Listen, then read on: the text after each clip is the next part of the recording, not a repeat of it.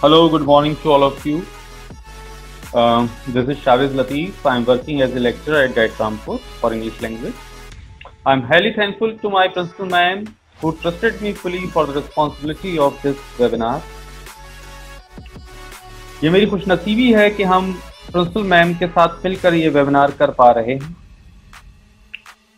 वैसे भी principal ma'am के नेतृत्व में कोई भी काम करना या किसी भी जिम्मेदारी का निर्वहन करना हम सभी प्रवक्ताओं के लिए एक बहुत ही सुखद अनुभव रहता है और एक बहुत ही अच्छा लगता है हम लोगों को, और हम चाहते हैं कि मैडम हमेशा की तरह ऐसे ही हम लोगों की हौसला अफजाई करते हैं। जहां तक NEP यानी न्यू एजुकेशन पॉलिसी 2020 का ताल्लुक है, तो हमारे यशस्वी माननीय प्रधानमंत्री जी का सपना है कि आगे आने वाले 10 साल यानी 2021 से 2030 तक शिक्षा व्यवस्था को वो पूरी तरह से एक नया रूप देना चाहते हैं, एक नया आकार देना चाहते हैं, एक नई संरचना देना चाहते हैं, जिसके लिए वे चाहते हैं कि उन्हें सभी लोगों का समर्थन मिले।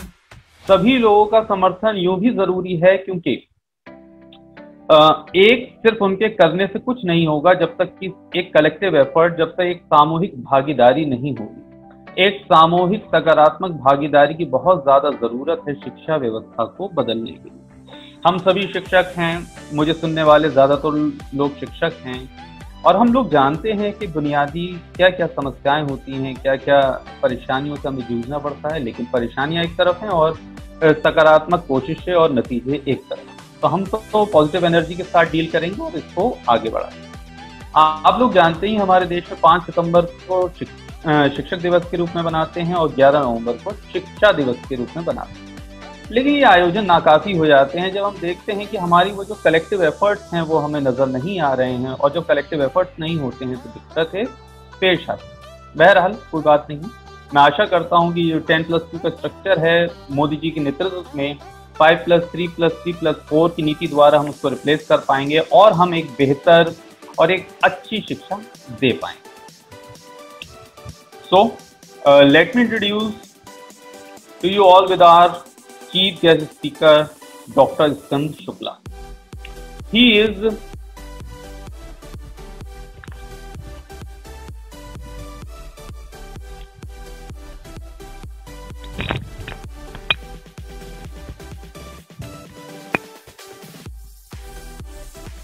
स्कंद सर आंगल भाषा शिक्षण संस्थान माने ELTI English language teaching institute Prayagraj में प्राचार्य के रूप में अपनी सेवाओं का निर्वहन कर रहे हैं।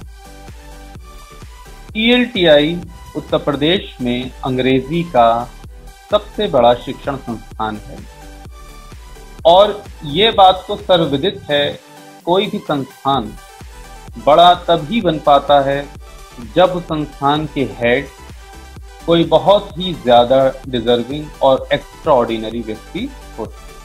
और यह हमारे प्रदेश के लिए, सरकार के लिए और हम सभी के लिए सौभाग्य की बात है कि स्कंद सर ELTI के हेड के रूप में कार्यरत हैं।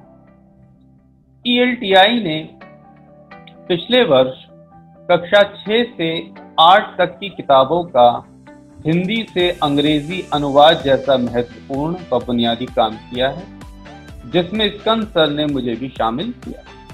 मुझे अच्छी तरह से याद है कि पिछले वर्ष 9 मार्च को सुबह के वक्त सर ने पर्सनली कॉल कर मुझे इस कार्य के लिए आमंत्रित किया था।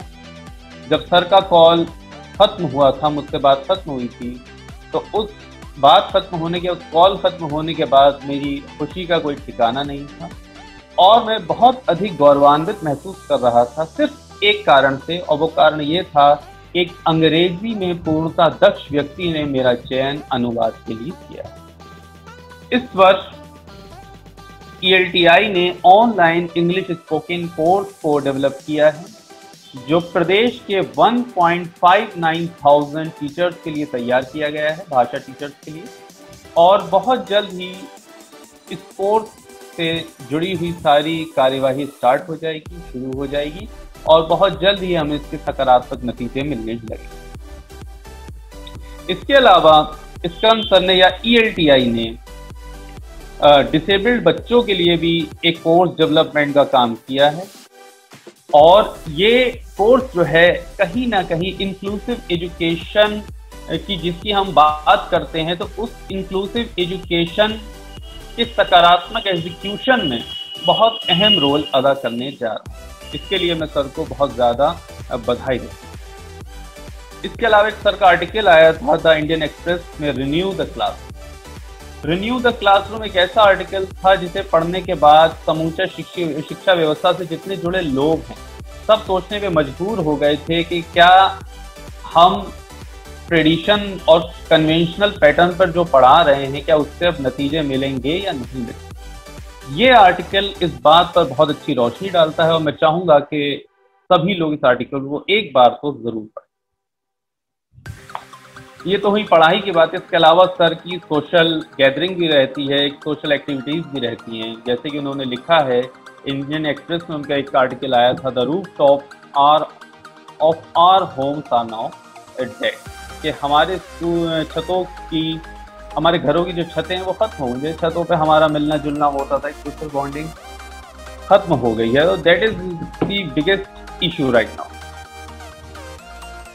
इसके अलावा सर जो है हमारे, वो आकाशवाणी इलाहाबाद या प्रयागराज में एक्टिव रहते हैं और आए दिन हर सप्ताह कह लें या हर 15 दिन में हम कह लें, सर का कोई ना कोई एक लेक्चर, एक कहानी या कोई भी ऐसी बात जो होती है वो आकाशवाणी द्वारा ज़रूर ब्रॉडकास्ट की जाती है, जिसे सुनने वालों की संख्या हज़ारों में है, पसंद करने वालों की संख्या हज़ारों में है और सर बहुत ही ज़बरदस्त काम इस क्षेत्र में कर रहे हैं। तो मैं आप लोगों का ज़्यादा वक्त ना लेते हुए मैं स्कंद सर से विनम्र गुजारिश करूँगा कि वो अपने लेक्चर से हम सभी को प्रकाशवान करें, हम सभी लोगों का मार्गदर्शन करें और हमें बताएं कि न्यू एजुकेशन पॉलिसी में इंक्लूसिव एजुकेशन के तहत क्या क्या प्रावधान दिए गए हैं और किस तरह से हम इसको और अच्छी तरह समझ पाएं। यहीं से प्रारंभ हुआ और यहाँ जो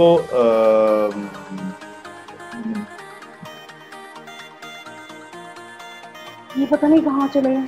बल्क ऑफ लिटरेचर था, या जो मुख्य तौर पे जो फोकस था वो एबिलिटी डिफरेंसेस पे था। मतलब ऐसे बच्चे जो डिसेबल्ड हैं, एबिलिटी में डिफरेंट हैं, डिफरेंटली एबल्ड हैं, उनको इंक्लूड करना।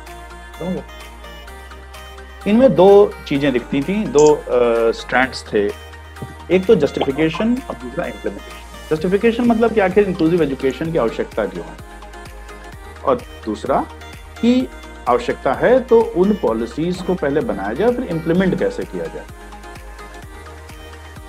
इसमें अगला महत्वपूर्ण कदम आता है, वो आता है सलमान का स्टेटमेंट 1994 में, जो सेकेंड जनरेशन एफर्ट शुरू होते हैं। और ये जो पहले मुट्ठी भर देश थे हमारे, मुश्किल से 5-6 देश, उनसे संख्या बढ़ती है और संख्या हो जाती है 92 देशों की।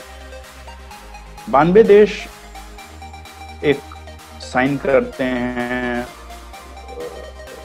एग्रीमेंट, जिसमें वो अफर्म करते हैं कि अब हम सभी को शिक्षा देंगे, इंडिविजुअल डिफरेंसेस को किनारे करते हुए, और प्रयास रहेगा डिसेबल्ड चिल्ड्रन उन्हीं साधारण विद्यालयों में पढ़ें जहाँ पे वो पढ़ रहे होते यदि वे डिसेबल्ड ना होते। अर्थात जहाँ भी एबल बच्चे जो डिसेबल्ड नहीं है जहाँ पढ़ रहे हैं, उन्हीं विद्यालयों में हम डिसेबल्ड चिल्ड्रन को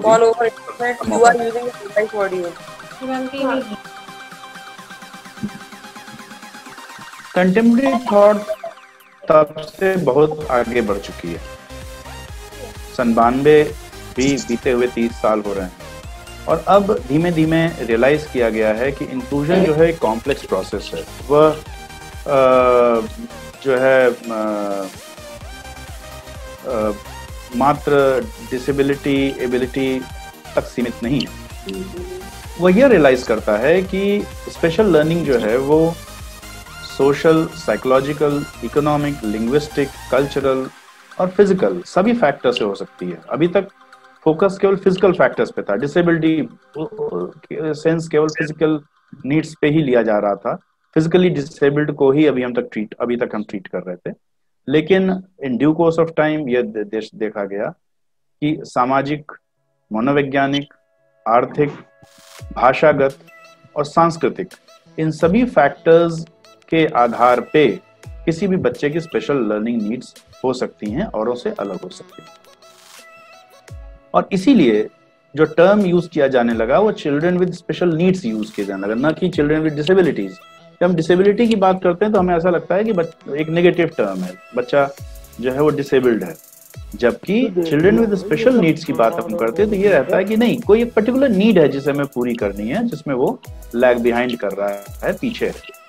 और यह जो टर्म है चिल्ड्रन विद स्पेशल नीड्स, वह इस चीज का द्योतक है, इस चीज को रिकॉग्नाइज करता है कि कोई भी बच्चा किसी भी वक्त अपने जीवन में कुछ समय के लिए या एक लंबे समय के लिए डिफिकल्टी इन लर्निंग महसूस कर सकता है। आवश्यक नहीं कि वह पूरे समय उस डिफिकल्टी को महसूस करे, आवश्यक नहीं कि वो मात्र एक प्रकार की कोई डिसेबिलिटी हो या लर्निंग डिफिकल्टी इन लर्निंग हो, ऐसा नहीं। वह ये रिकॉग्नाइज करता है कि स्पेशल नीड्स कभी भी हो सकती हैं, किसी को हो सकती हैं और किसी कितने भी समय के लिए हो सकती हैं।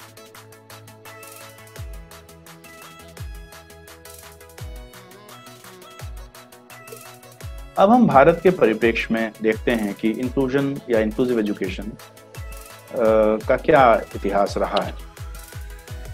ब्रिटेन में सन 1978 में वार्नॉक रिपोर्ट प्रस्तुत की गई थी। उस समय की हेल्थ सेक्रेटरी थी मैडम वार्नॉक, और उन्होंने डिसेबल्ड बच्चों पर ही अपनी रिपोर्ट दी थी कि उन्हें कैसे हम शिक्षा दें। और उस रिपोर्ट को उस समय के एक स्कॉलर थे मिस्टर जंगीरा, उन्होंने एनसीईआरटी में एक पेपर प्रस्तुत किया और हूबहू उस रिपोर्ट को प्रस्तुत कर दिया एक तरह से, मतलब या कहा जाए उसकी फाइंडिंग्स को अपना लिया। वो संभवतः बहुत सही नहीं था, लेकिन हाँ, हमारे देश में शुरुआत थी इंक्लूसिव एजुकेशन के बारे में सोचने की। लेकिन महत्वपूर्ण पड़ाव आता है नेशनल पॉलिसी ऑफ एजुकेशन 1986 में, और जो प्लान ऑफ एक्शन बना एनपीई 1986 के लिए। और पहली बार educational needs of disabled children equity के संदर्भ में वो प्रस्तुत किया गया। और एनपीई 1986 में फोकस न केवल ऐसे बच्चों पे किया, बल्कि उन्होंने अन्य साधनों की भी बात की जहां पे अन्य आवश्यकताओं वाले बच्चों को भी हम फोकस में लाएंगे या उनको एड्रेस करेंगे। एनपी 1986 ने डिसेबल्ड बच्चों के बारे में जब बात की तो उन्होंने यह देखा कि दो तरह के बच्चे हम आइडेंटिफाई कर सकते हैं, चिन्हित कर सकते हैं, जिनमें माइल्ड डिसेबिलिटीज हों तो वो तो रेगुलर क्लासरूम में आएंगे। और ये शुरुआत है इंक्लूसिव एजुकेशन की। हम इंक्लूड कर रहे हैं ऐसे बच्चों को जो माइल्ड डिसेबल्ड हैं, उन्हें हम सामान्य क्लासरूमों में ले आ रहे हैं। और ऐसे बच्चे जो मॉडरेट टू सीवियर डिसेबिलिटीज वाले हैं, उनके लिए स्पेशल स्कूल्स रहेंगे जहाँ पे उनको शिक्षा स्पेशली ट्रेन्ड टीचर्स द्वारा दी जाएगी। एनपीई 1986 ने डिस्टेंस और ओपन लर्निंग सिस्टम्स की भी बात की, जिससे कि जो भौगोलिक या आर्थिक या अन्य सामाजिक कारणों से रेगुलर क्लासरूम को नहीं अटेंड कर सकते, वो भी हमारे मेन स्ट्रीम जो शिक्षा है उसमें पार्टिसिपेट कर सकें, उसमें प्रतिभाग कर सकें। और वो डिसएडवांटेज ग्रुप्स कोई भी हो सकते थे, विमेन हो सकती थी, एससीज, एसटीज, एडल्ट वर्किंग क्लास जो नौकरी करना पड़ा लेकिन पढ़ना भी चाहते हैं, और वो लोग जो बहुत दूर हैं, हिली रीजन्स में हैं, रेगिस्तानों में हैं, समुद्र के किनारे हैं, जहाँ पे स्कूल्स अवेलेबल नहीं हैं, उनके लिए भी डिस्टेंस और ओपन लर्निंग सिस्टम्स अवेलेबल हो सकते हैं। अब ये इंक्लूसिवनेस की या इंक्लूजन की एक तरह से चरण का अगला पड़ाव था, जहाँ पे रियलाइज किया गया कि अलग अलग लोगों की अलग अलग आवश्यकताएं हैं जिनको हमें एड्रेस करना है। इसी के तुरंत बाद rehabilitation council of India 1992 act पारित हुआ, जिसमें डिसेबल्ड बच्चों के लिए विशेष प्राविधान बनाए गए, विशेष इंस्टीट्यूशन स्थापित किए गए जिसके अंतर्गत, और फिर हमारे यहाँ कॉन्स्टिट्यूशनल प्रोविजंस 1950 जब हमारे यहाँ कॉन्स्टिट्यूशन लागू हुआ तब से अवेलेबल हैं, जो कि इंक्लूसिव एजुकेशन की तरफ इशारा करते रहे हैं। आइए हम देखते हैं कि हमारे कॉन्स्टिट्यूशन प्रोविजंस क्या कहते थे। Preamble, fundamental rights, that is part 3 of the constitution, the directive principle of state policy, that is part 4 of the constitution. ये इन तीनों में ही जो फाउंडेशन है हमारे कॉन्स्टिट्यूशन की, वो इंक्लूसिव एजुकेशन और इंक्लूजन की तरफ हमें ले जाती है, क्योंकि जो हमारा मुख्य आधार है कॉन्स्टिट्यूशन का वो है justice, equality and no feelings of alienation in anybody. कोई भी विरत नहीं रहेगा, कोई भी हमसे इतर नहीं।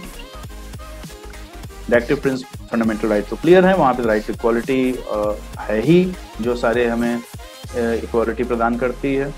Directive principles of state policy में आर्टिकल 38, 39, 45 और 46 महत्वपूर्ण है, जो विशेष रूप से इंक्लूजन को कहीं ना कहीं से एड्रेस करते हैं, समाहित करते हैं। आर्टिकल 38 कहता है that we have to minimize inequalities in income, status, facilities and opportunities। जो opportunities हैं, जो अवसर हैं, उस और उनमें जो inequality है उसे हमें कम करना होगा। उसी तरह आर्टिकल 39 कहता है opportunities for the healthy development of children। सभी बच्चों को अवसर दिए जाएं कि उन सभी का सर्वांगीण विकास हो सके। आर्टिकल 45 कहता है provision for free and compulsory education for children, और इसी के तहत राइट टू एजुकेशन एक्ट कालांतर में बना, जो कि सभी बच्चों को बिना किसी भेदभाव के, बिना किसी एक्सेप्शन के, बिना किसी अपवाद के सम्मिलित होने की गारंटी देता है। और फिर आर्टिकल 46 जो कहता है द कॉन्स्टिट्यूशन, आवाज नहीं आ रही sir, hello, the constitution is to promote the educational interests of SCs, STs and other weaker sections of the society। अब हम आते हैं, हेलो हेलो सर आपकी आवाज आ रही है, आप बोलते रहिए सर। ठीक, अब विशेष तौर पे हम आते हैं नेशनल पॉलिसी ऑफ एजुकेशन 2020 और inclusion. National policy of education विशेष रूप से कहता है कि इक्विटी और इंक्लूजन दोनों ही क्रिटिकल हैं हमें इंक्लूसिव और इक्विटेबल सोसाइटी डेवलप करने के लिए। अगर हमें सामाजिक समरसता, सामाजिक एक इक्वल समाज का निर्माण करना है तो इंक्लूसिव एजुकेशन उसके लिए क्रिटिकल है। क्रिटिकल का मतलब हुआ मस्ट है, उसके बिना नहीं हो सकता। और एनपीई कहता है the education system must aim to benefit India's children so that no child loses any opportunity to learn and excel because of circumstances of birth और बैकग्राउंड। अब ये बर्थ और बैकग्राउंड बड़ा ही महत्वपूर्ण टर्म है, क्योंकि ये बहुत ही वाइड ले जाता है। किसी भी तरह का कोई भी उनकी पृष्ठभूमि हो, कहीं पे भी वो पैदा हुए हों, किसी भी धर्म में, किसी भी जात में, किसी भी परिवार में, जिसकी आर्थिक दशा कैसी भी हो, किसी भी भौगोलिक क्षेत्र में, हमें उन्हें इक्वल अपॉर्चुनिटी देनी है। बल्कि बहुत ही कैटेगोरिकली कहता है loses so that no child loses any opportunity. किसी भी तरह से कोई भी बच्चा अपॉर्चुनिटी, उसको अवसर से हम दूर नहीं रख सकते शिक्षा के। एनपीई एसईडीजीज की बात करता है, सोशली इकोनॉमिकली डिसएडवांटेज ग्रुप्स। अभी जब एसईडीजी शब्द इस्तेमाल होता है तो ये उसको बहुत ही वाइड कर देता है। हम उन्हीं डेफिनेशंस की बात फिर करने लगते हैं, हम उसी डेफिनेशन की बात करने लगते हैं जो कि कालांतर में विश्व ने स्वीकारा कि स्पेशल डिसेबिलिटीज, कोई भी व्यक्ति किसी भी चीज से डिसेबल्ड हो सकता है, आवश्यक नहीं कि वो फिजिकल डिसेबिलिटी हो। एसईडीजीज को जो ब्रॉडली कैटेगराइज किया है एनपीई ने, उसमें सभी ग्रुप्स को वो चिन्हित किया है जो ग्रुप्स कहीं ना कहीं से डिसएडवांटेज पे रहे हैं, सामाजिक रूप से पिछड़े माने जाते रहे हैं, जिनसे भेदभाव होता रहा है। For instance gender identities, gender identities में पर्टिकुलरली फीमेल और ट्रांसजेंडर इंडिविजुअल्स। ट्रांसजेंडर इंडिविजुअल्स को भी ले आना एक बहुत क्रांतिकारी कदम है, क्योंकि इसके पूर्व जब भी हम जेंडर डिफरेंसेस या जेंडर बायस की बात करते भी थे तो मेल और फीमेल तक सीमित रहते थे, लेकिन पहली बार एनपीई ने ट्रांसजेंडर इंडिविजुअल्स को भी सम्मिलित किया है। दूसरे हैं socio cultural identity, scheduled tribes, OBCs and minorities, इन सभी को सम्मिलित किया है सोशियो कल्चरल आइडेंटिटीज में। फिर आता है geographical identities, students from villages, small towns, aspirational districts. Aspirational districts पे अभी हम थोड़ी देर में आते हैं। वो डिस्ट्रिक्ट्स हैं जो एजुकेशनली और सोशली बैकवर्ड है, जिनमें सबसे ज़्यादा संख्या ऐसे बच्चों की है जो एजुकेशन में पीछे हैं। फिर आता है डिसेबिलिटीज़, और डिसेबिलिटीज़ केवल फिजिकल डिसेबिलिटीज़ तक सीमित नहीं है, बल्कि लर्निंग डिसेबिलिटीज़, जो कि किसी भी कारण से हो सकती है। फिजिकल डिफॉर्मेशन के कारण हो सकती है, फिजिकल नीड्स के कारण हो सकती है, और उसके अलावा साइकोलॉजिकल रीजंस भी हो सकते हैं, साइकियाट्रिक रीजंस भी हो सकते हैं।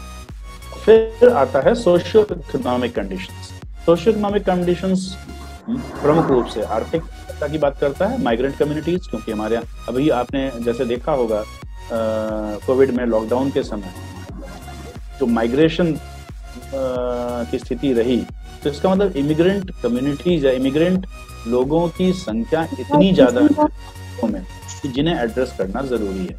उसके अलावा लो इनकम हाउस होल्ड्स हैं, चिल्ड्रन इन वल्नरेबल सिचुएशंस हैं, मतलब जैसे सड़क पे बच्चे हैं, अति गरीब हैं, अनाथ हैं, विक्टिम्स ऑफ और children of victims of trafficking, जहाँ पे बच्चों का व्यापार हो रहा है, orphans including child beggars in urban areas and the urban poor. तो किसी भी क्षेत्र को छोड़ा नहीं है एनपीई ने जब सोशल और इकोनॉमिकली डिसएडवांटेज ग्रुप्स की बात करता है। NPE 2020 in socially and economically disadvantage groups के बच्चों के बारे में जो नई रियलाइजेशन है उसको भी हमें जानना होगा। जब हम एनपीई 86 से कंपेयर करते हैं तो एनपीई 86 जो कि लगभग 34 वर्ष पहले था, तब से बहुत समय बीत गया, बहुत से रियलाइजेशंस हुए, बहुत सी नई टेक्नोलॉजी आई, बहुत से ज्ञान में बहुत परिवर्तन हुआ।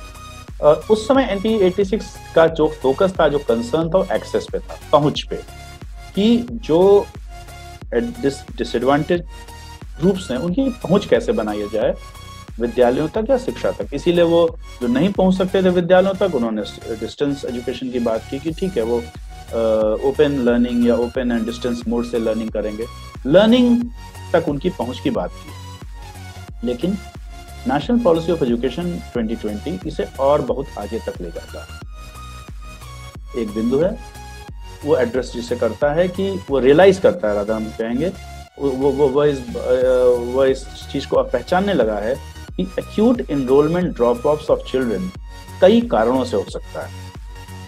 एक कारण तो lack of access to quality schools है, दूसरा पॉवर्टी है, तीसरा सोशल मोज एंड कस्टम्स हैं, मतलब कि सामाजिक जो नियम हैं, सामाजिक कस्टम्स हैं, और फिर लैंग्वेज।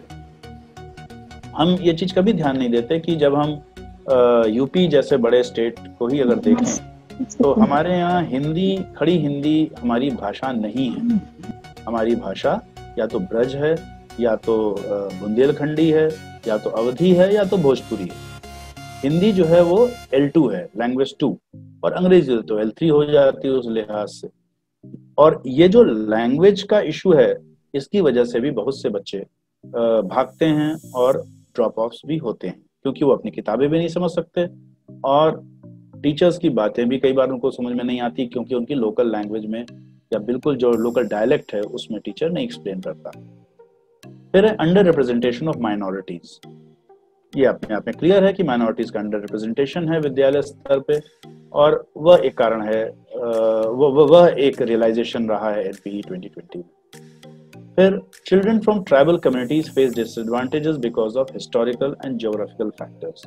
हिस्टोरिकल रीजंस क्योंकि हिस्टोरिकली वो बाकी समाज से अलग थलग रहे हैं, उनके कस्टम्स अलग हैं, और ज्योग्राफिकल फैक्टर्स क्योंकि ऐसी जगहों पे बहुत से हमारे ट्राइबल कम्युनिटीज रहते हैं जो पहुंच से दूर है। For example Andaman Nicobar islands में अभी भी ऐसे समूह हैं जिन्होंने बिल्कुल एंशिएंट पीरियड में रह रहे हैं, या छत्तीसगढ़ के बस्तर एरिया है, यूपी में सोनभद्र में बहुत से ऐसे स्थान हैं जहाँ पे, या बहराइच जैसे जगहों पे हैं जहाँ पे खीरी है, जहाँ पे ट्राइबल्स हैं, और ज्योग्राफिकली बड़े ही कठिन स्थानों पे हैं।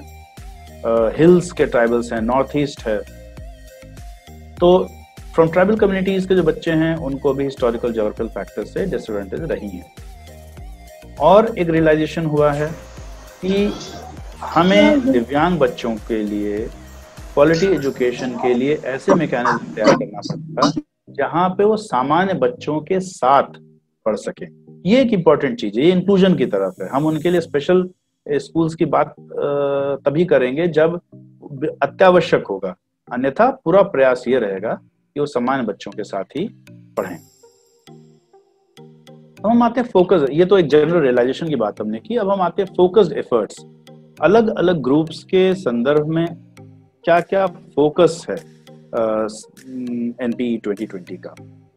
एक जनरल फोकस की हम पहले तो बात करते हैं कि the NPE 2020 addresses critical problems and recommendations regarding early childhood and K education, foundational literacy and numeracy, access, enrollment and attendance। इन सभी चीजों को एड्रेस करता है। केवल हम एक्सेस की बात नहीं कर रहे हैं, वो इस चीज को एड्रेस करता है कि अर्ली चाइल्डहुड एजुकेशन हो, प्री स्कूल एजुकेशन कैसे हो, जिससे स्कूली एजुकेशन का एक बहुत बढ़िया फाउंडेशन ले डाउन हो सके। बच्चा जब विद्यालय में आए कक्षा 1 में तो उसे काफी चीजें मालूम हो। फाउंडेशनल लिटरेसी न्यूमरेसी कक्षा 3 तक की जो एजुकेशन है, जहाँ पे फाउंडेशनल लिटरेसी और न्यूमरेसी की बात करते हैं, वो स्ट्रांग हो जाए, स्ट्रेंथन हो, क्योंकि उसमें बहुत पीछे हैं। एक्सेस तो आप सब जानते हैं। और इनरोलमेंट और अटेंडेंस, इनरोलमेंट भी हो और अटेंडेंस भी हो, इसको फोकस किया है अपने प्रोविजंस में। फिर है strengthening successful schemes like targeted, जो कुछ स्कीम्स हमारी पूर्व में बहुत सक्सेसफुल रही हैं इनरोलमेंट बढ़ाने में, अटेंडेंस बढ़ाने में, वो रही हैं scholarships, conditional cash transfers to incentivise parents, और बाइसिकल्स लड़कियों के लिए। वॉकिंग ग्रुप्स का एक कॉन्सेप्ट है जहाँ पे अगर स्कूल पास भी है तो लड़कियों का ग्रुप बना दिया जाएगा जिससे वो एक साथ टहलते हुए स्कूल तक जाएं, जिससे कि कॉन्फिडेंस लेवल उनमें आए और उनके माँ बाप को भी थोड़ा सा कॉन्फिडेंस रहे कि उन्हें भेजने में कोई भय नहीं है। तो फोकस इस बार ये रहेगा कि इन सक्सेसफुल स्कीम्स को चिन्हित करते हुए और स्ट्रेंथन किया जाएगा भविष्य के लिए। फिर डिसेबल्ड बच्चों के लिए विशेष प्रयास किए जाएंगे, 1-on-1 teachers and tutors, peer tutoring, open schooling, appropriate infrastructure, suitable technological interventions की एक्सेस जो है वो बनी रहे या और स्ट्रेंथन हो सके। और एक और महत्वपूर्ण चीज है जो कि बड़ी बिल्कुल नई है, वो है स्पेशल एजुकेशन जोन्स। अगर आपको ध्यान होगा जब कंट्री में लिबरलाइजेशन शुरू हुआ तो स्पेशल इकोनॉमिक जोन्स घोषित किए गए थे, जहाँ पे विशेष प्रावधान थे इंडस्ट्रीज वगैरह को के लिए, टैक्स रिलीफ थी एटसेट्रा, और इंफ्रास्ट्रक्चर अच्छा था। उसी तरह से स्पेशल एजुकेशन जोन्स की संकल्पना की गई है, ऐसे स्थानों पे जो जहाँ जो विशेष तौर पे एजुकेशनली बैकवर्ड हैं, और हमारे आज भी जो एस्पिरेशनल डिस्ट्रिक्ट्स हैं वो बने हैं उसी तर्ज पे, उसी आधार पे, लेकिन इसको और स्ट्रेंथन करके वहीं से जो अनुभव प्राप्त हुए हैं उन अनुभवों के आधार पे यह डिसाइड किया गया कि देश में स्पेशल एजुकेशन जोन्स बनाए जाएंगे, जहाँ पे जो अन्य उपाय हो रहे हैं अन्य जगहों पे उनको और कंसर्टेड एफर्ट्स और फोकस्ड एफर्ट्स के साथ लागू किया जाएगा, जिससे कि वहाँ पे तीव्र गति से हम एजुकेशन में प्रगति कर सकें। अब हम आते हैं उन फोकस एफर्ट्स पे जो विशेष रूप से अलग अलग ग्रुप्स के लिए बने हैं।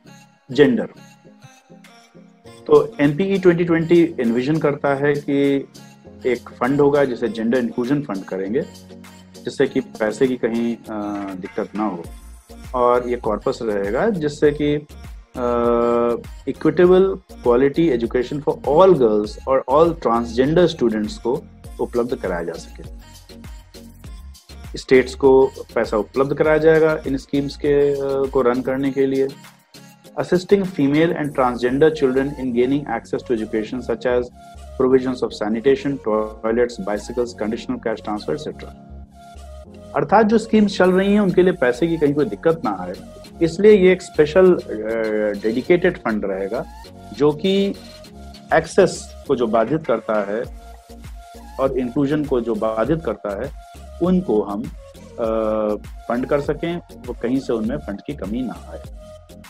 To support and scale effective community-based interventions that address local context-specific barriers to female and transgender children's access to and participation in education। यह फंड उन उपायों को भी फंड करेगा, सपोर्ट करेगा जो कम्युनिटी के को उत्प्रेरित करेंगे कि कभी कभी लोकल जो इश्यूज होते हैं जिसके कारण फीमेल और ट्रांसजेंडर बच्चों को शिक्षा प्राप्त करने में दिक्कत होती है। उदाहरण के तौर पे राजस्थान में बाल विवाह की खराब परंपरा रही है, बुंदेलखंड एरिया है, तो इस तरह के जो क्षेत्र हैं वहाँ पे कम्युनिटी बेस्ड इंटरवेंशंस के लिए भी इस फंड का उपयोग होगा। फिर free boarding facilities way students come from far, अगर ऐसे स्कूल स्थापित किए जाएंगे जैसे कस्तूरबा गांधी विद्यालय है, उसका बहुत ही सक्सेस स्टोरी रही है उसकी हमारे देश में, तो उन बोर्डिंग फैसिलिटीज को स्थापित किया जाएगा जहाँ पे बच्चे दूर से आते हैं और उन्हें वहाँ पूरी सुविधा दी जाएगी जिससे एक्सेस और उनकी इंक्लूसिव एजुकेशन में कहीं कोई बाधा ना हो। कस्तूरबा गांधी बालिका विद्यालय को और सुदृढ़ीकरण और स्ट्रेंथन करने के और एक्सपैंड करने पर बल दिया गया है, जिससे कि क्वालिटी स्कूल्स तो हैं ही हमारे, लेकिन आज की तारीख में केवल कक्षा 6 से 8 को एड्रेस कर रहे हैं, उन्हें कक्षा 12 तक अपग्रेड किया जाएगा जिससे उन बच्चियों को जो SEDGs हैं, सोशल एंड इकोनॉमिकली बिलोंग करती हैं, उनको कहीं से कोई दिक्कत ना हो। नेक्स्ट हम आते हैं जो बच्चे डिसेबल्ड हैं उनमें क्या फोकस्ड एफर्ट्स हैं NP 2020 के। एक तो ये पूरा प्रयास किया जाएगा कि fully participate in regular schooling process, जो रेगुलर स्कूलिंग प्रोसेस है उसी में उनका पार्टिसिपेशन हो। प्रयास ये रहे कि वो सामान्य बच्चों के साथ पढ़ें, और इसमें मैं आपको बताना चाहूंगा कि जो साइकोलॉजिकल जो स्टडीज हुई हैं वो दर्शाती हैं कि जब सामान्य बच्चे और डिसेबल्ड बच्चे एक साथ पढ़ते हैं तो दोनों ही एक दूसरे से सीखते हैं। सामान्य बच्चों में एम्पैथी और एक अपनापन और सहृदयता डेवलप होती है, अंडरस्टैंडिंग डेवलप होती है, और जो डिसेबल्ड बच्चा है उसमें कॉन्फिडेंस डेवलप होता है कि वो किसी से कमतर नहीं है। दूसरा है school and school complexes will be provided resources for the integration of children with disabilities, recruitment of special educators with cross disability training and for the establishment of resource centers। जो स्कूल हैं या school complexes हैं जहाँ एक ही complex में कई कक्षा तक के स्कूल रहेंगे, उन्हें रिसोर्सेज दिए जाएंगे जिससे कि जो बच्चे डिसेबल्ड बच्चे हैं उनके लिए विशेष प्रावधान किए जा सकें, चाहे इंफ्रास्ट्रक्चरल हो चाहे वो रिलेटेड हो। तो स्पेशल एजुकेटर्स को रिक्रूट करना होगा, और स्पेशल एजुकेटर्स भी क्रॉस डिसेबिलिटी ट्रेनिंग, मतलब कि एक ही डिसेबिलिटी तक वो सीमित नहीं रहेगा, वो क्रॉस डिसेबिलिटी ट्रेनिंग में प्रवीण होगा। ऐसे एजुकेटर्स को हम वहाँ पे ले आने का प्रयास करेंगे, ऐसा NPE 2020 का दृष्टिकोण है, दृष्टि है। और अगला है accommodation and support mechanism tailor to suit needs. जो एकोमोडेशन होगा या सपोर्ट मैकेनिज्म होगा वो विशिष्ट जो आवश्यकताएं हैं अलग अलग बच्चों की उनको सपोर्ट करने के लिए होगा। जनरल सपोर्ट मैकेनिज्म नहीं होगा, बल्कि वो हर बच्चे की डिसेबिलिटी, ज्यादा हम कहेंगे स्पेशल नीड्स को एड्रेस करेगा। अगला है home based education will continue. Home based education जो बहुत ही सीवियरली एक्यूटली डिसेबल्ड बच्चों के लिए होम बेस्ड एजुकेशन का भी प्रावधान रखा गया है, लेकिन उनकी ऑडिट होगी जिससे कि उनकी क्वालिटी को सुनिश्चित किया जा सके। फिर teaching children with specific disabilities will be an integral part of all teacher education programmes. ये बहुत इंपॉर्टेंट चीज है। अब प्रत्येक टीचर को जो बनना चाहेगा, जो टीचर एजुकेशन प्रोग्राम्स होंगे उसमें स्पेसिफिक डिसेबिलिटीज के बच्चों को पढ़ाने का भी ट्रेनिंग उसमें समाहित होगा, वो आवश्यक अंग होगा। Focused efforts for SCs, special hostels in dedicated regions, bridge courses, financial assistance through fee waivers and scholarships। इसके अलावा मिनिस्ट्री ऑफ डिफेंस के साथ यह सोचा गया है कि NCC विंग्स को स्थापित किया जाएगा सेकेंडरी और हाई सेकेंडरी स्कूल्स में, जहाँ पे ट्राइबल डोमिनेटेड एरियाज है, जिससे ऐसे बच्चे हमारे डिफेंस सिस्टम में भी आ सकें और उनमें भी ये कॉन्फिडेंस डेवलप हो सके।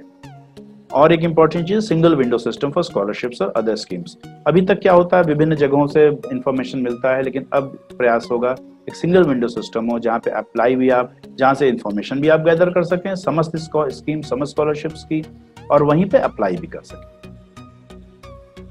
एक ब्रीफ रिव्यू हम करना चाहेंगे क्योंकि हम देख रहे हैं समय बहुत कम बचा है, मेरे पास रिमेनिंग टाइम 7 मिनट दिखा रहा है, बस 2 मिनट में।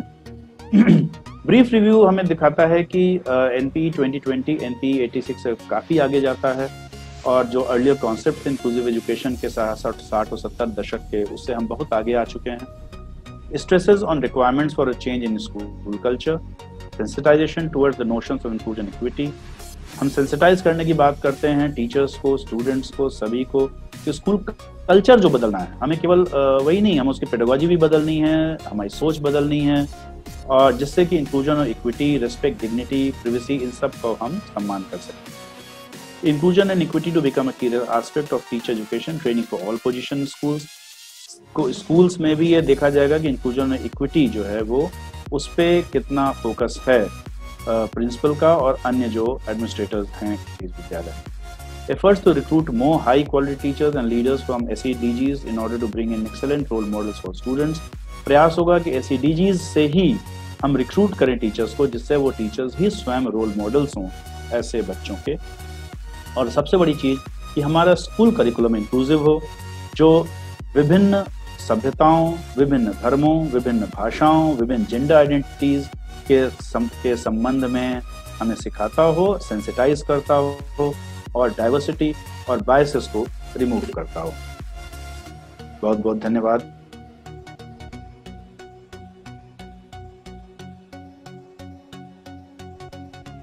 बहुत बहुत थैंक यू सर। बहुत बहुत धन्यवाद सर आपका। श्री शुक्ला जी सर का बहुत बहुत धन्यवाद। इंक्लूसिव एजुकेशन के बारे में बहुत ही व्यापक तरीके से चर्चा की और सर ने बताया कि जो डाइवर्स, किसी भी कंट्री का एक डाइवर्स सिनेरियो होता है जिसमें कि social diversity, economic diversity, gender and ability diversity होती है, और इन सभी विविधताओं के बावजूद एक इंक्लूसिव एजुकेशन को लागू करना अपने आप में बहुत डिफिकल्ट भी होता है। सर ने बताया कि डेनमार्क और नॉर्वे में इंक्लूसिव एजुकेशन पर सबसे पहले जोर दिया गया, और जो चिल्ड्रन विद स्पेशल नीड्स की सर ने बात कही। सर ने कहा कि ये इस बात का द्योतक है कि कोई भी बच्चा किसी भी समय किसी भी डिफिकल्टी लर्निंग को फील कर सकता है। तो सर ने भारत में भी डिसेबल्ड चिल्ड्रन की एजुकेशन के बारे में 1978 से अधिकतर मतलब इस पर जोर दिया जाने लगा, उसके संदर्भ में भी बहुत अच्छी बात कही। सर ने मतलब इन सब चीज़ों का जिक्र करते हुए जो राष्ट्रीय शिक्षा नीति 1986 की थी और उसका जो प्लान ऑफ एक्शन था, तो उसमें भी चिल्ड्रन विद स्पेशल नीड्स के जो बच्चों की, डिसेबल्ड बच्चों की बात कही गई है कि माइल्ड जो डिसेबल्ड चिल्ड्रन हैं तो उनको इंक्लूसिव एजुकेशन के तहत एक सामान्य बच्चों के साथ समावेशित किया जा सकता है, उनको एजुकेट किया जा सकता है, टीच किया जा सकता है। लेकिन अगर वो ज़्यादा मॉडरेट या सीवियर लेवल के चिल्ड्रन हैं तो उनको अलग से स्कूल की व्यवस्था की जा सकती है। सर ने बहुत अच्छे ढंग से इसको बताया। और फिर सर ने कुछ कॉन्स्टिट्यूशन प्रोविजंस के बारे में बताया in the perspective of inclusive education. बहुत ही अच्छा लगा सर का। सर ने अनुच्छेद आर्टिकल 45 एंड 46 के बारे में भी चर्चा की और इक्विटी और इंक्लूसिव एजुकेशन की क्या प्रासंगिकता है, कितना हमारे लिए आज जरूरी है, इसके बारे में भी बहुत अच्छा सर ने बताया। और फिजिकल डिसेबिलिटीज के बजाय भी अनेक डिसेबिलिटीज होती हैं, जैसा कि हमारे देश में सबसे ज्यादा ये डिसेबिलिटीज ज्यादा दिखाई देने को मिलती है। तो सर ने बड़ा बेहतरीन ढंग से मतलब बताया कि इसके मतलब कई टाइप्स हम आज देख रहे हैं, जिसमें कि gender identity, social cultural identity और geographical identity, socio economic identity और लर्निंग डिसेबिलिटी की आइडेंटिटी के रूप में अलग अलग रूप में आप इनको देख सकते हैं। तो सर ने जो अपना इंक्लूसिव एजुकेशन के संदर्भ में जो अपना ये स्पीच दिया और राष्ट्रीय शिक्षा नीति 2020 के संदर्भ में बहुत ही मार्मिक और सराहनीय रहा। और सर के द्वारा जो दिया हुआ राष्ट्रीय शिक्षा नीति के संदर्भ में जो ये अपनी ज्ञान की गंगा हमारे ऊपर जो एक प्रकार से पोर की है, बहुत ही हम इससे गौरवान्वित हुए और सर को हम हृदय की गहराइयों से बहुत ही धन्यवाद प्रेषित करते हैं। अब मैं इसी क्रम में आगे बढ़ते हुए हमारे ही डाइट के श्री दिवाकर यादव सर, जो कि समाज कार्य विषय के प्रवक्ता हैं, और सर बहुत ही अपनी मेधा के धनी रहे हैं, और सर BHU के प्रोडक्ट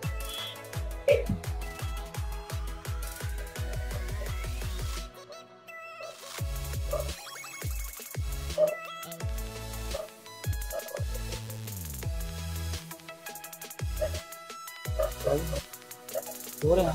आवाज आ रही है? आवाज आ रही है ना? अब मैं चाहूंगा कि sir Diwakar Singh Yadav sir question में है ऑप्शन नीति के संदर्भ में विचार रखें।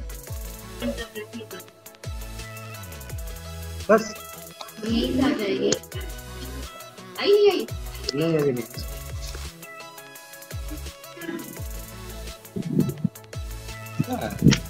जी आई खटपट ये इन्होंने इसको वो कर रही है।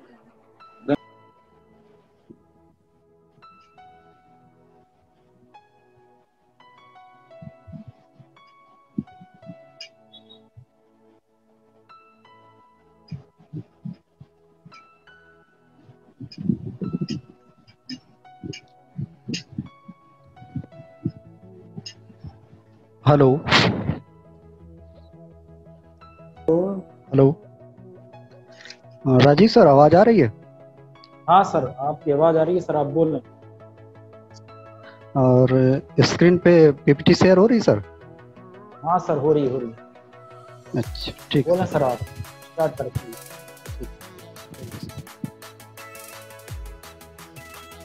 सभी को नमस्कार। नई शिक्षा नीति 2020 पे आयोजित वेबिनार में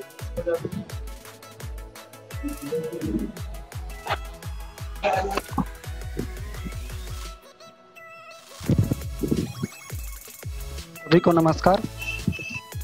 नई शिक्षा नीति 2020 पे आयोजित वेबिनार में मुझे बोलने का अवसर देने के लिए आदरणीय प्रचार मैम और वरिष्ठ प्रवक्ता मैम को हार्दिक धन्यवाद। इस सत्र में शामिल सभी प्रवक्ता साथियों, परिषदीय विद्यालय के सम्मानित अध्यापकगण और डाइट के सभी प्रशिक्षुओं का मैं हार्दिक स्वागत और अभिनंदन करता हूं। मुझे जिस टॉपिक पे आज बोलने के लिए कहा गया है वह समतामूलक और समावेशी शिक्षा सभी के लिए अधिगम।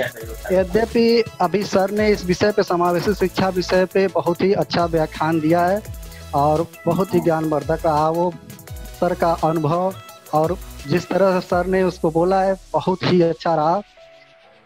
अब जो कुछ थोड़ा बहुत हम अपने समझ से उसको बताना चाहेंगे। अब सर की अपेक्षा तो मेरा उतना अच्छा नहीं होगा, अब सर से तुलना नहीं करेंगे आप लोग, हम अपने तरफ से इसको देखते।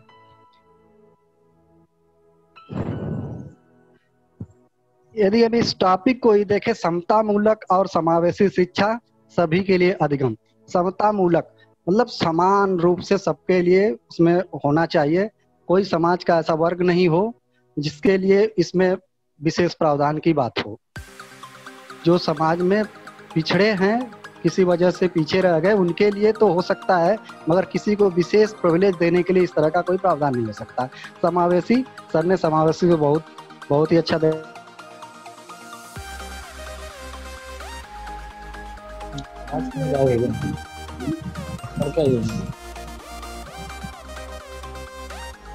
अलग फिर से हेलो, अरे नहीं फिर नहीं।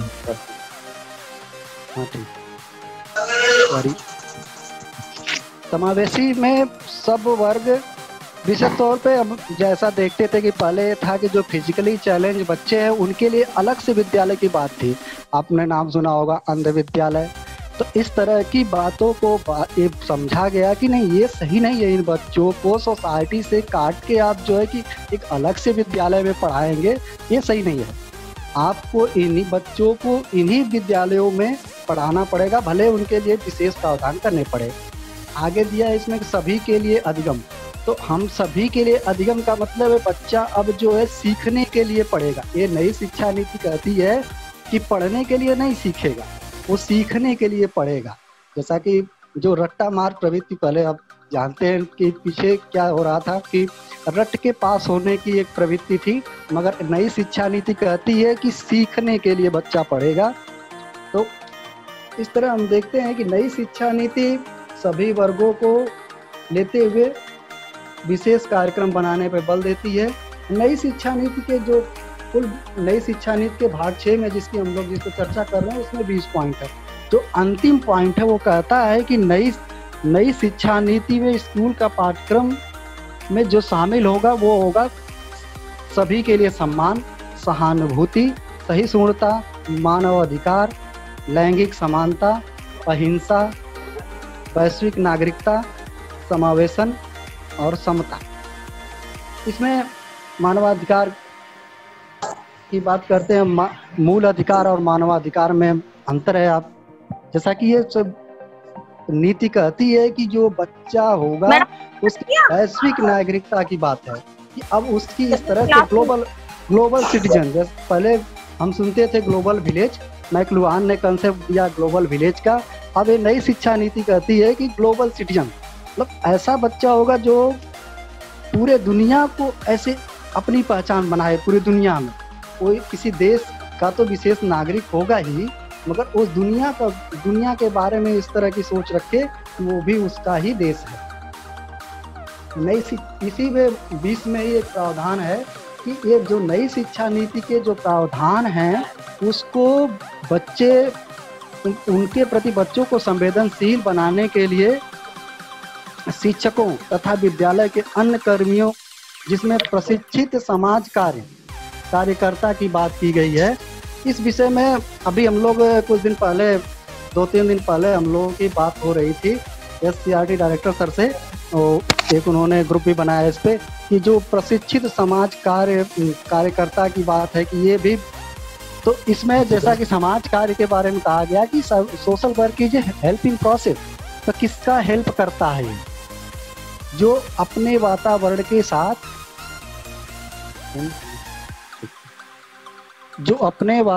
के साथ जो है समायोजन नहीं कर पाता। यदि समायोजन नहीं करेगा तो स्वाभाविक सी बात है कि उसके व्यक्तित्व का विकास नहीं होगा।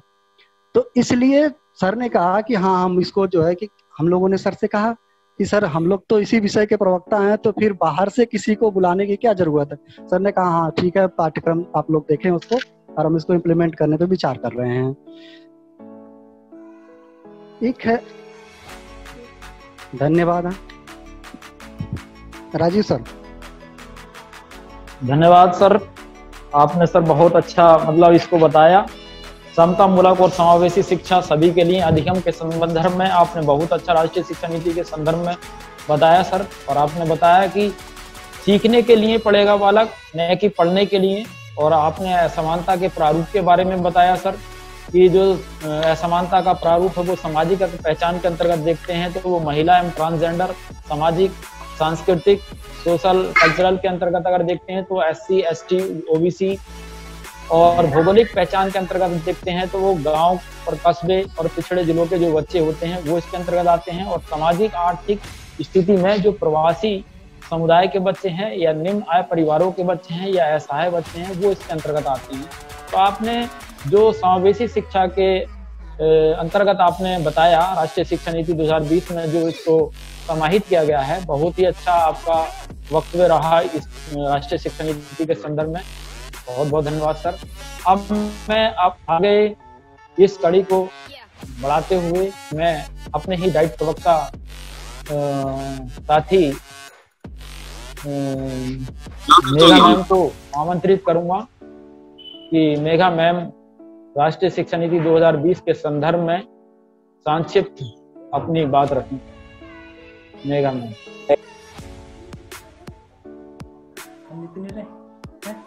मेघा मैम। जी मैम स्टार्ट करें। हेलो जी मैम स्टार्ट करें आप। Am I audible sir? Yes yes ma'am आपकी आवाज आ रही है, आप बोलिए ma'am.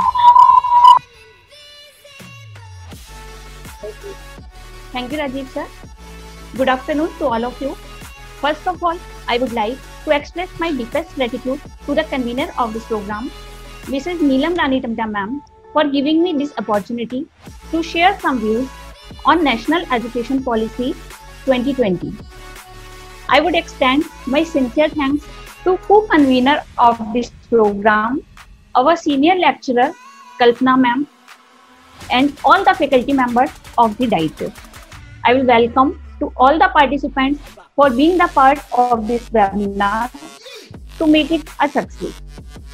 As we all know that our country is heading towards the revolutionary change in education system, since which replaces the 34-year-old education policy of 1986.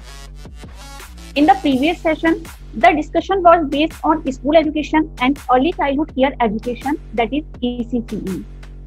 And the chief guest of today's session explained the inclusive education. Now, we extend it to the foundation literacy, that is बुनियादी शिक्षा. बुनियादी शिक्षा तथा संख्या ज्ञान. ऐसा माना जाता है कि बुनियादी शिक्षा भविष्य में सीखते रहने की प्रथम शर्त के रूप में आवश्यक है. इसीलिए नई शिक्षा नीति में इस पर विशेष ध्यान दिया गया है, क्योंकि छात्रों की पढ़ने, लिखने और अंकों के साथ कुछ साधारण संक्रियाएं जैसे जोड़ना, घटाना, गुणा करना, भाग करना, ये सब ऐसे ऑपरेशंस हैं जिनकी क्षमता आगे की स्कूली शिक्षा में सीखते रहने की नींव रखती है. जैसा कि कहा भी जाता है, education is the passport to the future, for tomorrow belongs to those who prepare for it today. यानी शिक्षा भविष्य के लिए पासपोर्ट है, लेकिन कल यह उसी के पास होगा जो आज इसके लिए तैयारी करते हैं. लेकिन विभिन्न सरकारी तथा गैर सरकारी संस्थानों के सर्वेक्षण यह दर्शाते हैं कि वर्तमान परिप्रेक्ष्य में बुनियादी साक्षरता एक महत्वपूर्ण मुद्दा है, जिसे हम कुछ डेटा के अकॉर्डिंग समझ सकते हैं. प्रथम संस्था की annual status of education report एसएट 2019 के अनुसार सिर्फ 16% बच्चे ही ऐसे हैं जो पढ़ सकते हैं. कक्षा 1 में सिर्फ 40% बच्चे ऐसे हैं, सिर्फ 60% बच्चे ऐसे हैं जो अक्षर की पहचान कर पाते हैं, यानी 40% बच्चे ऐसे हैं जिन्हें अक्षर तक की पहचान नहीं है. 41% बच्चे सिर्फ 2 डिजिट के नंबर की पहचान कर पा रहे हैं. 2 डिजिट से अधिक के नंबर की पहचान वो बच्चे नहीं कर सकते हैं. हालांकि ये डेटा रूरल एरिया से रिलेटेड है, बट फिर भी the data is really very disappointing in the present scenario, जो बुनियादी साक्षरता के प्रति सोचने पर मजबूर करता है. यदि बच्चे की नींव ही मजबूत नहीं होगी तो आगे चलकर वो क्या सीख पाएगा? अगर वो अंक नहीं पहचान पा रहा है, शब्द नहीं पहचान पा रहा है, अक्षर नहीं पहचान पा रहा है, सेंटेंसेस नहीं समझ पा रहा है, तो इसके लिए नई शिक्षा नीति में बुनियादी शिक्षा को जल्द से जल्द मजबूत करने के लिए राष्ट्रीय स्तर पर अभियान चलाने की बात कही गई है, और यह सुनिश्चित करने की बात कही गई है कि कक्षा 3 तक प्रत्येक छात्र हर विषय के बुनियादी ज्ञान से रूबरू हो जाए. इसके लिए जो नई शिक्षा नीति में पॉइंट है, उसमें कहा गया है कि शिक्षा प्रणाली की सर्वोच्च प्राथमिकता 2025 तक इस लक्ष्य को पूर्ण कर लेना है, जिसके लिए सभी प्राथमिक और उच्च प्राथमिक विद्यालयों में सार्वभौमिक मूलभूत साक्षरता और संख्या ज्ञान के लिए राज्य और केंद्र शासित प्रदेशों की सरकारें मिलकर कार्य करेंगी. इसके अलावा जो दूसरा कारक है जो बच्चों के बुनियादी शिक्षा को प्रभावित करता है, वो है छात्र अध्यापक अनुपात. ऐसा देखा जाता है कि यदि कक्षा में छात्रों की संख्या बहुत अधिक है तो बच्चों का अधिगम प्रभावित रहता है, क्योंकि बहुत अधिक छात्रों वाली कक्षा में अध्यापक भी बच्चों पर पूर्णतः ध्यान नहीं दे पाते हैं, और साथ ही साथ बच्चे भी इतना अवेयर नहीं हो पाते हैं और अपनी समस्याओं को शिक्षक के सामने खुलकर रखने में थोड़ा सा हिचकिचाते हैं. इसीलिए शिक्षा नीति में यह भी प्रावधान किया गया है कि प्रत्येक स्कूल में छात्र अध्यापक अनुपात 30:1 से कम रखा जाए, तथा सामाजिक और आर्थिक रूप से वंचित छात्रों की अधिकता वाले क्षेत्रों में यह अनुपात 25:1 से कम रखा जाए। इसके लिए शिक्षक भर्ती की भी प्रावधान नई शिक्षा नीति में किया गया है। साथ ही साथ बच्चों के अधिगम स्तर को नापने के लिए अनुकूल मूल्यांकन प्रणाली की बात कही गई है। इन अधिगम स्तर में बच्चों की पढ़ने की क्षमता, लिखने की क्षमता, गिनने की क्षमता आदि का मापन किया जाएगा। साथ ही साथ इन क्षेत्रों में बच्चों को प्रोत्साहित करने के लिए और अधिगम रोचक बनाने के लिए इनसे संबंधित गतिविधियों को शैक्षिक कार्यक्रम में लागू किया जाए।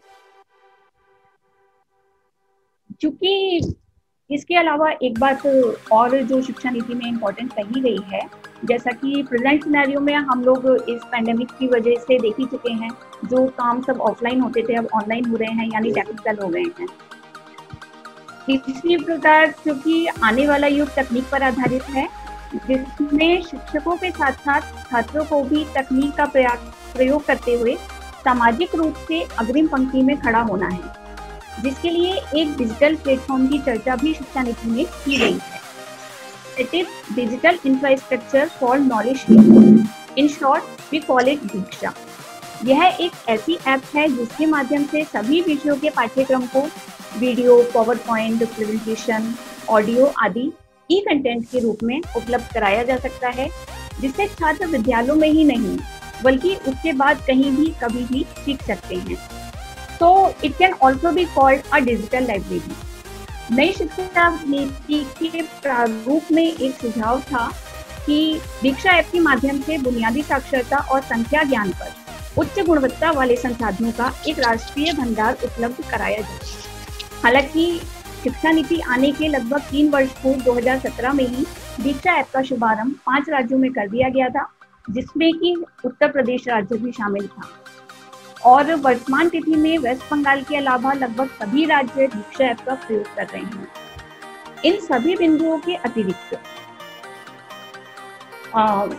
आज की डेट का जो डेटा है उसमें पश्चिम बंगाल के अलावा सभी यूज कर रहे हैं, और ये तो मेन सेक्टर से एजुकेशन से रिलेटेड, बट जो अनदर इम्पोर्टेंट एस्पेक्ट है बुनियादी शिक्षा के लिए वो है बच्चों का स्वास्थ्य, जो छात्रों की अधिगम क्षमता को बहुत अधिक प्रभावित करता है।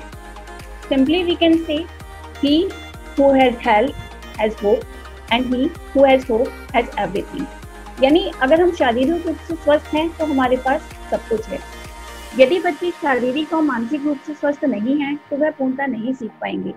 इसलिए बच्चों के पोषण और स्वास्थ्य पर भी नई शिक्षा नीति में ध्यान रखा गया है, जिसके अंतर्गत छात्रों को पौष्टिक भोजन उपलब्ध कराया जाएगा। अभी तक मध्याह्न भोजन ही बच्चों को प्रोवाइड कराया जाता था, बट अब उसके साथ साथ सुबह का नाश्ता भी उसमें इंक्लूड रहेगा। छात्रों के स्वास्थ्य पर नजर रखने के लिए नियमित हेल्थ चेकअप की व्यवस्था होगी, बच्चों को हेल्थ कार्ड बनाए जाएंगे। So in the end I will say नई शिक्षा नीति में बहुत सारे चैलेंजिंग फैक्टर्स हैं, जिन्हें पूरा करने के लिए सभी को मिलकर कार्य करना होगा ताकि इन लक्ष्यों को जल्दी प्राप्त किया जा सके। इसके साथ ही हमें छात्रों को भी प्रोत्साहित करना होगा, जिससे वह स्वयं आगे आकर अपनी समस्याओं पर खुलकर चर्चा करें, जिससे उनकी बुनियादी शिक्षा की नींव मजबूत हो और भविष्य में उन्नत भारत का निर्माण किया जा सके। अंत में कुछ लाइन छात्रों के लिए।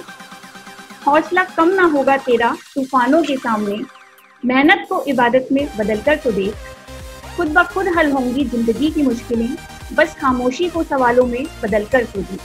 Thank you.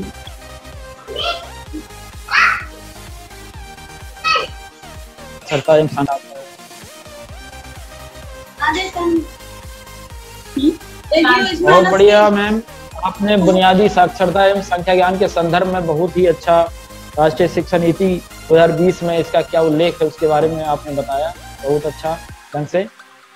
अब मैं एक बार पुनः इस वेबिनार से जुड़े उन समस्त श्रोताओं को से निवेदन करूंगा कि वे अपना माइक ऑफ रखें, और आपने बहुत हद तक ऑफ भी किया है, क्योंकि जब तक आप ये ऑफ नहीं रखेंगे तो ये वेबिनार की जो सार्थकता है वो सफल सिद्ध नहीं होगी।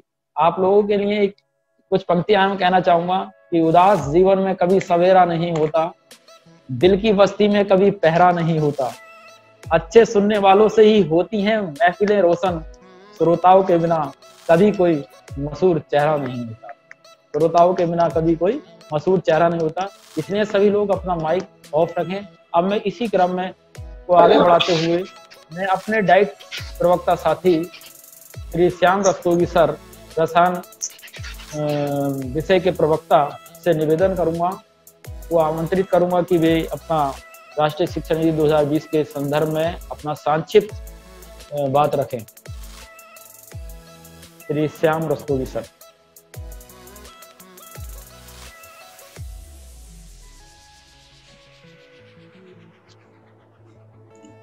नमस्कार सर, आवाज आ रही है सर मेरी? ये आ रही है सर।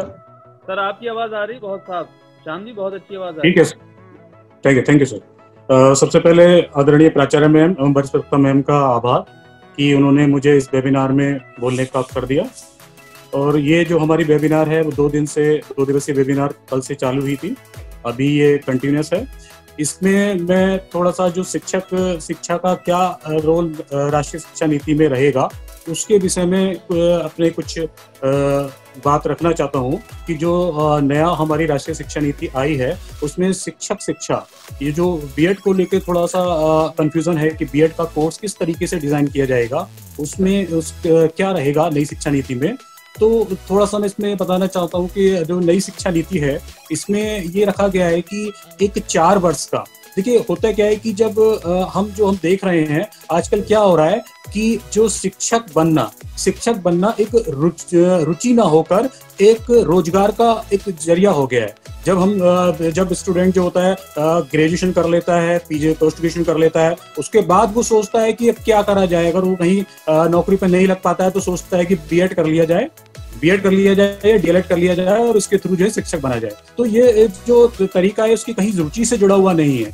अगर हमें इस तरीके के शिक्षक मिलेंगे तो हम एक बेहतर भविष्य की उनसे उम्मीद नहीं कर सकते कि बच्चे जो उस तरह के जो बच्चों को शिक्षण कार्य वहां होगा विद्यालयों में वो एक बहुत अच्छे स्तर का होगा। क्योंकि आप देखिए बीटेक वाले बच्चे जो है प्रोफेशनल कोर्स से हमारे डीएलएड में आ रहे हैं या बीएड में जा रहे हैं, तो इस तरीके के बच्चों से हम ये तो नहीं कह सकते कि नहीं बहुत अच्छा नहीं करेंगे, लेकिन फिर भी जो नई शिक्षा नीति है वो ये चाहती है कि जो बच्चा है वो अपना एम बनाकर उसको जो है कैरियर बनाकर उसको चले, एक शिक्षक का कैरियर बनाकर चले, अपनी रुचि के अकॉर्डिंग उसको सेलेक्ट करे और वो एक अच्छा शिक्षक बने, जिससे जब अच्छा शिक्षक होगा तो अच्छे बच्चे होंगे, अच्छा देश होगा।